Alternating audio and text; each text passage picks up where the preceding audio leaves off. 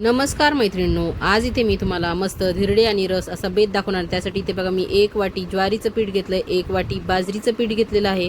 त्यानंतर इथे मी 1 वाटी डाळीचं पीठ घेतलेलं आहे. नंतर यामध्ये मी पाऊण वाटी एवढा रवा टाकून घेतलेला आहे.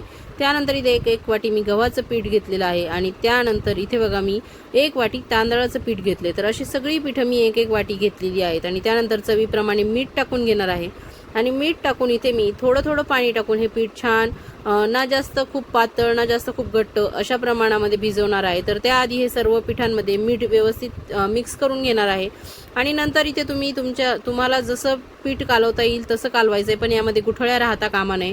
तर तुम्ही इथे पीठ कालवताना विस्करचा वापर करू शकता किंवा चमच्याने सुद्धा तुम्ही थोडं पाणी टाकून याचं पीठ छान सरसरीत असं भिजवून घेऊ शकता. मी डायरेक्ट हातानेच हे पीठ भिजवणार आहे, म्हणजे ज्या गुठळ्या आपल्या हाताला लागतात त्या व्यवस्थित फोडून घेता येतात. त्यामुळे मी हाताने इथे पीठ भिजवणार आहे.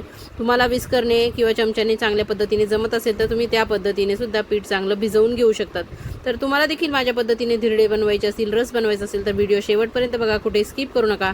आवडल्यास चॅनलला सबस्क्राईब करा, व्हिडिओला लाईक नक्की करा आणि इतरांना हा व्हिडिओ शेअर देखील करा. तर पीठ आपलं भिजवून ठेवलेलं आहे आणि पीठ आपलं भिजेपर्यंत इथे मी आंब्याचा रस बनवून घेणार आहे. तर रस इथे बघा मी 3 आंब्याचा रस बनवणार आहे. आंबे स्वच्छ धुवून घेणार आहे. मागे सुद्धा मी तुम्हाला व्हिडिओ दाखवलेला आहे की मी आंब्याचा रस कसा बनवलेला आहे, तर त्याच पद्धतीने मी इथे रस बनवून घेणार आहे. तर अशा पद्धतीने आंबे स्वच्छ धुवून घेतलेले आहेत. कधीही आंबे कैरी तुम्ही घरी आणल्यावर त्याला स्वच्छ धुवून घ्या. तर अशा पद्धतीने आंबे मी व्यवस्थित माचून घेणार आहे आणि याच्यातला माचून घेतल्यामुळे आतला जो गर आहे तो सैल होतो आणि पटकन बाहेर निघतो आणि व्यवस्थित स्वच्छ आंबा होतो आणि पूर्ण रस त्यातला आपल्याला काढता येतो अशा पद्धतीने माचल्यावर. तर इथे व्यवस्थित 3 आंबे माचून घेतलेले आहेत आणि या कटोऱ्यामध्ये बघा मी आता त्यातला गर काढून घेणार आहे, सगळा कोई सुद्धा काढून घेणार आहे. तर अशाच पद्धतीने 3 आंब्यातला रस, गर आणि कोई आपण सर्व काढून घेणार आहोत. तर तुमच्याकडे सुद्धा असा धिरड्याचा आणि रसाचा बेत कधी केला जातो का? तुमच्याकडे सुद्धा धिरड्यासोबत रस खायला आवडतो का? तर नक्की मला कमेंट करून सांगा. आणि मी केलेली रेसिपी जर तुम्हाला आवडली असेल तर ती सुद्धा मला तुम्ही कमेंट करून सांगा. आणि माझ्या रेसिपीज तुम्हाला आवडत आहेत की नाही आणि माझ्या रेसिपीज तुम्ही कोणत्या जिल्ह्यातून भागातून बघतायत ते सुद्धा तुम्ही मला कमेंट करून सांगा. तर अशा पद्धतीने बघा सालीचे 2 तुकडे करून मी तिकडे टोपल्यामध्ये ठेवलेले आहेत. त्यानंतर इथे कोई सुद्धा मी स्वच्छ करून घेते आहे. कोई आपल्याला व्यवस्थित याच्यातला पूर्ण त्या कोईंचा गर काढून घ्यायचा आहे आणि अशा पद्धतीने स्वच्छ करायचा आहे. नंतर आपण कोई आणि साली हे व्यवस्थित 2 पाण्याने धुवून घेणार आहोत. तर त्या सालीचा आणि कोईचा गर व्यवस्थित निघण्यासाठी त्यावर थोडंसं मीठ टाकायचं आहे, कारण कुठलाही गोड पदार्थ करताना त्यात थोडंसं मीठ टाकलं की त्या पदार्थाची चव वाढते. तर अशा पद्धतीने बघा थोडं पाणी टाकून आपण सुरुवातीला ह्या कोई आणि साली धुणार आहोत आणि ते पाणी आपण ह्या मेन आंब्याच्या रसामध्ये टाकून घेणार आहोत. आणि पुन्हा एकदा ह्या कोई आणि सालीमध्ये पाणी टाकून आपल्याला अजून एकदा हे धुवून काढायचं आहे, म्हणजे कोई आणि साली स्वच्छ होतील आणि याचा गर सुद्धा आपला वाया जाणार नाही. तर अशा पद्धतीने रस तुम्ही करू शकतात किंवा मग या आंब्याच्या फोडी करून घ्यायच्या आणि त्याच्यामधल्या सगळा गर चमच्याने काढून तुम्ही डायरेक्ट मिक्सरमध्ये सुद्धा टाकून घेऊ शकतात. पण नंतर त्या आंब्याच्या आणि कोईचा गर तुम्हाला स्वतःच काढून घ्यावा लागेल किंवा ते खाऊन घ्यावे लागतील व्यवस्थित. तर अशा पद्धतीने आपला सगळा गर काढून झालेला आहे. तर तो आता मी मिक्सरमध्ये टाकून घेणार आहे. तर अशा पद्धतीने संपूर्ण 3 आंब्याचा गर मी मिक्सरला टाकून घेतलेला आहे. त्यानंतर यामध्ये मी जवळजवळ 1 ते 2 कप एवढं दूध टाकून घेतलेलं आहे.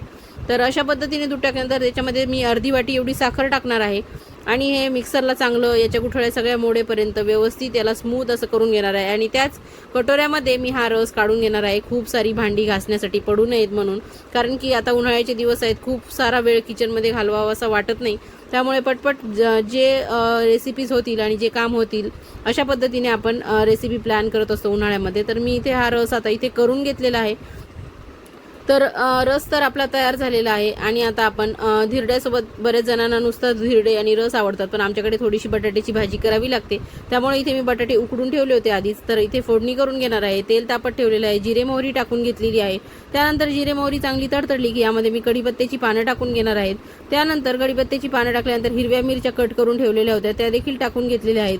आणि तुम्हाला इथे हिरव्या मिरच्या तुकड्याच्या स्वरूपात टाकायच्या नसतील तर तुम्ही थोडंसं मिक्सरला लसण आणि मिरची बारीक करून ती सुद्धा इथे वाटण म्हणून टाकू शकतात.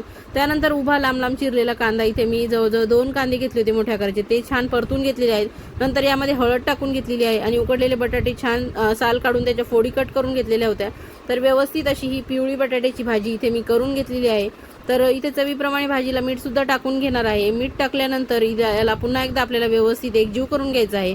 आणि छान एक 2 ते 3 मिनिटं असंच परतत राहायचंय, म्हणजे छान अशीच वाफ बसेल. याला झाकण ठेवू शकता तुम्ही किंवा असंही वाफ आणून घेऊ शकतात. आणि भाजी इथे मी कटोऱ्यात काढून घेतलेली आहे, त्यावर कोथिंबीर टाकून सर्व करून घेतलेली आहे कटोऱ्यामध्ये. तर अशा पद्धतीने आपली भाजी आणि रस आता तयार झालेला आहे. तर धिरड्यामध्ये बघा हे जे पीठ आपलं भिजलेलं आहे त्यामध्ये मी थोडी हळद आणि लाल तिखट टाकणार आहे. तुम्ही असे प्लेन धिरडे सुद्धा करू शकतात, पण आमच्याकडे थोडेसे तिखट प्रमाणात आवडतात म्हणून मी इथे तिखट आणि हळद टाकली. तुम्ही यामध्ये जिरे पूड, धने पूड, थोडासा ओवा टाकू शकता. त्याचबरोबर तुम्ही इथे थोडीशी कसुरी मेथी किंवा कोथिंबीर सुद्धा या कालवलेल्या पिठामध्ये टाकू शकतात. पण मी इथे फक्त हळद आणि मीठ आणि तिखट असे प्लेन धिरडे बनवणार आहे. दुसरे कोणतेही जिरे ओवा वगैरे टाकणार नाही. तुम्हाला आवडत असल्यास तुम्ही टाकू शकता. तवा इथे मी आधीच तापत ठेवलेला होता, तर त्यावर तेल टाकून घेतलंय, तव्याला चांगलं ग्रीस करून घेतलंय आणि त्यानंतर इथे बघा मी धिरड्याचं पीठ टाकून घेतलेलं आहे. अशा पद्धतीने वाटीनेच बघा मी थोडंसं सेट झालं की वरचं जे पातळ धिरड्याचं पीठ आहे ते पसरवून घेणार आहे. तर हे धिरडे मी खूप जास्त पातळ नाही करणारे आणि खूप जास्त जाडही नाही करणारे, मध्यम अशा स्वरूपाचे मी हे धिरडे बनवलेले आहेत. तर तुमच्याकडे ज्या पद्धतीने आवडत असतील त्या पद्धतीने थोडंसं पिठाचं प्रमाण तुम्ही थोडंसं सैलसर करू शकतात आणि पातळ धिरडे आवडत असतील तर पातळ करू शकतात. याला वाफ काढून घेतलेली आहे, त्यानंतर थोडंसं कडेने तेल सोडून घेतलंय आणि याला छान उलथण्याने बघा याच्या कडा सोडून घेतलेल्या आहेत. आणि व्यवस्थित सर्व बाजूनी याच्या कडा सोडून झाले की आपल्याला याला पलटून घ्यायचं आहे, म्हणजे खालच्या बाजूने व्यवस्थित हे भाजल्या गेलेलं आहे. तर आपल्याला ह्या वरच्या बाजूने सुद्धा आपल्याला भाजून घ्यायचं आहे.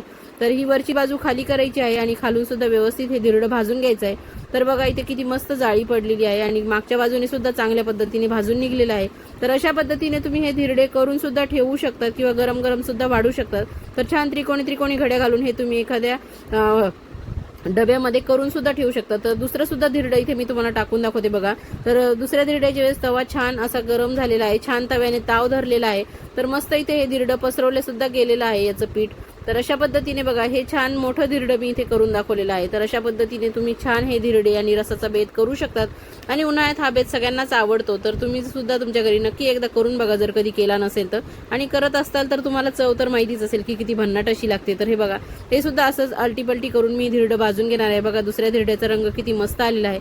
तर मागून सुद्धा हे भाजून घ्यायचं आहे आणि अशा पद्धतीने आपले धिरडे सुद्धा तयार झालेले आहेत. तर आपण आता इथे मस्त ताट वाढून घेऊयात. तर इथे ताट वाढून घेताना मी शेंगदाण्याची चटणी वाढून घेणार आहे, त्यानंतर आपली तयार केलेली बटाट्याची भाजी वाढून घेणार आहे. नंतर इथे मी वाटीमध्ये रस वाढून घेतला होता तो सुद्धा इथे ठेवून घेणार आहे आणि नंतर मऊ लुसलुशीत असे धिरडे सुद्धा आपण ताटामध्ये वाढून घेणार आहे. तर कोणाकोणाला असा बेत आवडतो नक्की मला कमेंट करून सांगा आणि मी केलेला बेत तुम्हाला आवडला असेल तर ते सुद्धा मला तुम्ही कमेंट करून सांगा. आणि जाता जाता चॅनलला सबस्क्राईब करा आणि अशाच नवनवीन सोप्या रेसिपी उन्हाळ्यात करून खा प्या मजा करा आणि मस्त असा ह्या नवनवीन रेसिपीचा आणि आंब्यांच्या वेगवेगळ्या रेसिपीचा आनंद घ्या. तर अशा पद्धतीने धिरडं रसात बुडवायचा आणि मस्त ताव मारायचा. तर खा प्या मजा करा. थँक्यू.